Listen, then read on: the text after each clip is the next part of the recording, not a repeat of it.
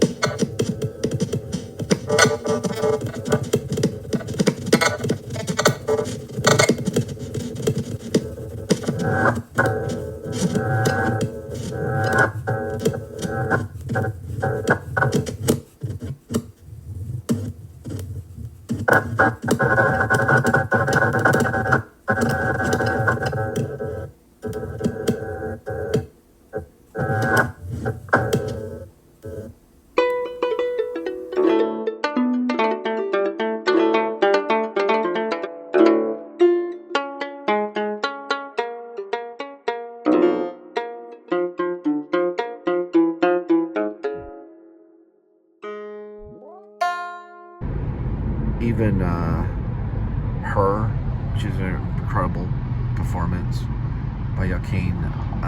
Everything he does is interesting and very real and sincere, sometimes in a way where it kind of slurs the screen in a way, if that makes sense, where like that's kind of reality. He brings in reality where you don't hear actors speak and behave like Joaquin or River. River was amazing. I think if River was alive today, he'd have a few Oscars under his belt already. Joaquin certainly deserves more. I'm trying to think, because I really have to meditate on. I think what he did with Gladiator was probably well deserved. I remember when I had gone out to Hollywood and was studying with Diane Salinger, and she even mentioned that the performance he did in Gladiator was well deserved of an Oscar. She was saying that right next to an Oscar, because she was seeing Tom Noble at the time, who edited Witness, and the Oscar was sitting on the mantle. I didn't touch it though. It's bad luck to touch an Oscar. That's what I was told. But you know what? There's probably a lot of actors that have touched the Oscar. But the rumor was don't touch it. But what I should have done was touched it once and then. But anyway, it's just a freaking medal. But yeah, To Die For, I think, was his early stuff, his breakout stuff. Even what he did with Parenthood, he was always sincere. Two Lovers is great. I need to see the Gray one. The director Gray, is his name John Gray or something like that, James Gray or something. He did Ad Astra. I was getting him mixed up with Ari Aster because of that sci-fi. But yeah, there's an article on Google about him, and he did We Own the Night or something like that. You know, really, to be honest, to really be down honest with Joaquin Phoenix, which I don't know if it was mentioned on Film Spotting. It may have been, but there was a film he plays this hitman with a hammer.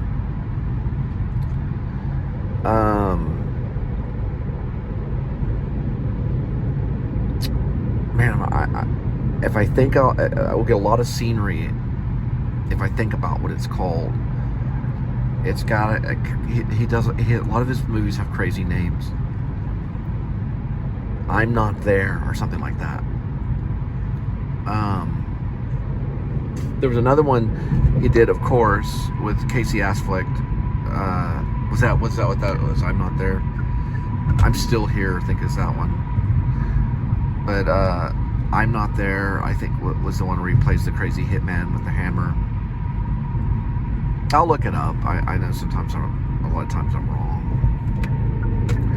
But yeah, he's definitely one of our best actors. I think River was like James Dean. I really think he's the closest that we have to James Dean.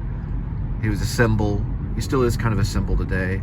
Not as much as James Dean. James Dean's a pretty iconic symbol. You see him on the side of walls, and and like a weird pattern, like he's been on stamps and stuff. He's on playing cards, if you would say. But River would have been that good, I think. Joaquin would have been really competing with him. I think some of those roles might have went to River, like the Gladiator role might have went to River, and it went to Joaquin, and Joaquin put a very human side. I would say, in a way, Joaquin is just as human. I sometimes call him Leaf because that was one of his original names, but he's just as human for sure.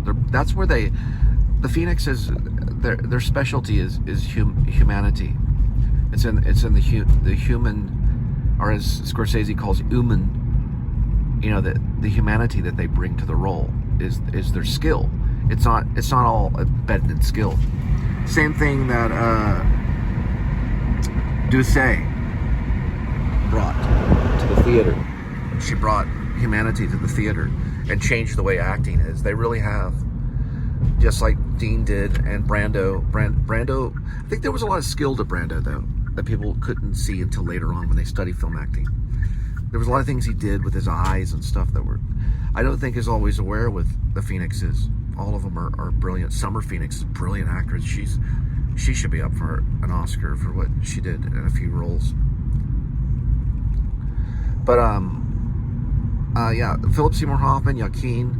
I would throw Ethan Hawke in there too as one of our top great actors. I would probably get some debates on that, but because of the stuff he's done with theater, and just and I love the writing that he brings to everything in the forefront. And he's worked with the greats. He worked with River, and I got to see him interviewed by James Lipton. But yeah, I would put Ethan Hawke up there too. He hasn't had his real shot, but Training Day, things like that. He really is a strong actor, of our century. He's a generation actor. I've always liked him, even though I've heard some first-time directors kind of, badmouth him because of his teeny bop history, But that's something that he overcame for sure. And I know because of the theater alone, he deserves a big nod in all-time great actors. I could sit there and say John Malkovich, and I could sit there and say Jack Nicholson, and I sit there and say all this stuff, but I'm talking about current times of this decade, of what's been going on. But I'm going to leave it to those three for right now. De Niro's still impressive. He's still impressive. Robert De Niro, yeah. Even Bradley Cooper, he's definitely probably is going to be in that spotlight, probably, which is weird because he's a peer of mine. I've studied with the same teachers as he did at the New School, the Actor Studio Drama School. I didn't get to study with him. That would have probably changed my life. But I didn't get to because he was already graduating and doing Wet Hot Summer and the whole thing. But I think he definitely has the potential of being one of our all-time great actors of our times. And director, too.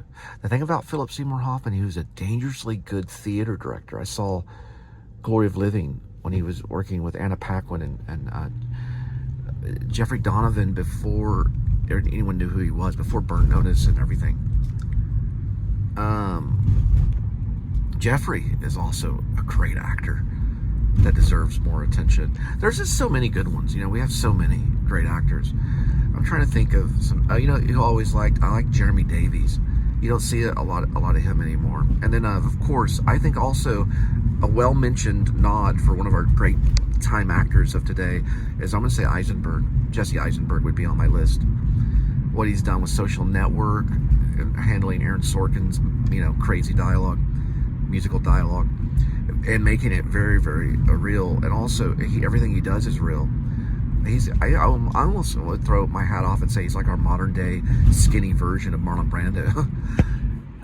And he's also had a big influence on some female actors like Kristen Stewart, is her name? Saw her the other night, Personal Shopper. She's a dangerously good actress because of some of the reality aspects that she brings to just the way her speech is and some of the performances. It sounds oddly real, and she's dangerously good. Anyway, I can just keep on going on and on and on. But I'm trying to think of younger actors because Film Spotting did a thing. I was thinking of some. Nicholas Holt's also, he's probably going to get some, mentions. I think he's doing some great stuff. You never know, they bust out and all of a sudden they're up there and they're like #1. So, vloggers, I don't want to get into that. I don't want to get into vlogging. We're green light. One last thing I'm going to say about acting and actors is, the stars and things like that. And we got this whole vlogging thing where we can just appear on the screen. Like, oh, look, I'm on television, even though there's only 20 people watching. But sometimes there can be 20,000. But the star, the movie star, and that's what Linda calls me. She calls me a movie star. In the play I was writing, I was calling myself McFly, because she also calls me McFly. But I think what it is the movie stars granted that by some empires like Paramount, Touchstone, and 20th Century Fox is the Hollywood system, becomes the Hollywood movie star, right? The vlogger, people do attach onto them in the same way. Like, I got really interested in Adam the Woo, and he's kind of a star. He's a vlog star. They had to pick up the phone, that's the phone, and you can kind of see it. They had to pick it up, and they had to just start kind of talking in it like Thespis, and they weren't powered by anything but the technology of Google. But it started off with YouTube. YouTube was its own entity, and then Google helped and said, okay, if you want to do an hour long, YouTube wouldn't allow you to do all this stuff. Google had to come in with their power. So the studio is kind of different, and we have to follow certain guidelines that movie stars don't necessarily follow, and they're not always real. And I don't get to use all the techniques and stuff. I get to use a lot of the techniques I learned at the Actor Studio, but I'm embarrassed by some of the things that I have to do. And I went nuts. I said a lot of stuff that I didn't mean to say, and I don't want to get into the results of that. And I'm debating on if I'm going to leave all that stuff up. And some of it has been taken down, and I'm okay with that. And if it offends you, I will take it down. Just let me know. And I think probably the reason I did leave it up was because I have struggled with normalcy, and I think there's a human side to craziness that people have accepted. There's actresses like Karen Allen, and there's actresses that have really struggled with it in the past, like, was it her name, Patsy Cline? And there's even some guys, male actors that have struggled. But YouTube is a different system, so we have to follow certain guidelines. Anyway, I'm going to show the road here. Just wanted to say that, and love you guys. And anyway, I'm going to leave it at that right now. All right, there's the road. I just like this road for some reason. It's kind of colorful. There's sometimes purple lights and things like that I like. And I'm not always 100% on this show. There's a love aspect to it, but there's a struggle to it as well.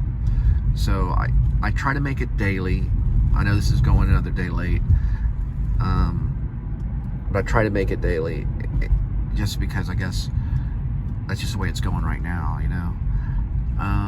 I don't do shows like I've attempted to maybe years back, where I do filming locations or grave sites or abandoned structures or something. I don't know if I've really done that. This is new right here. It's called Cocktails.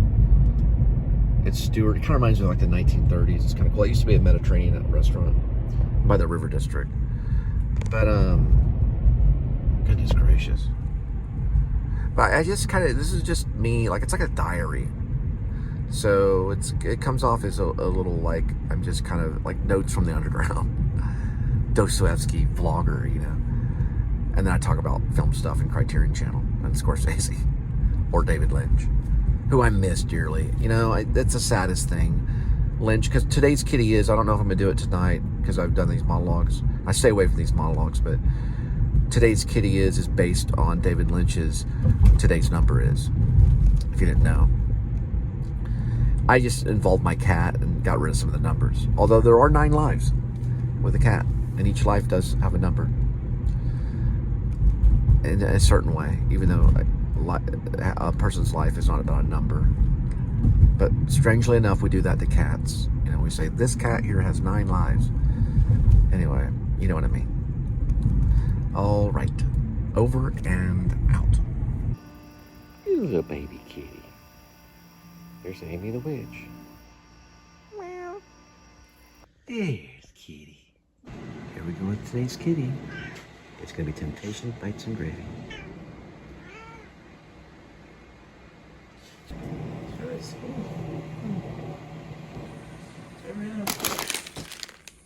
Don't forget the fish stick.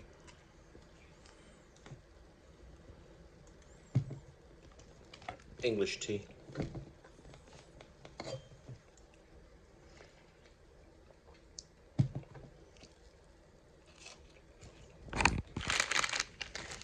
And ruffles will do good.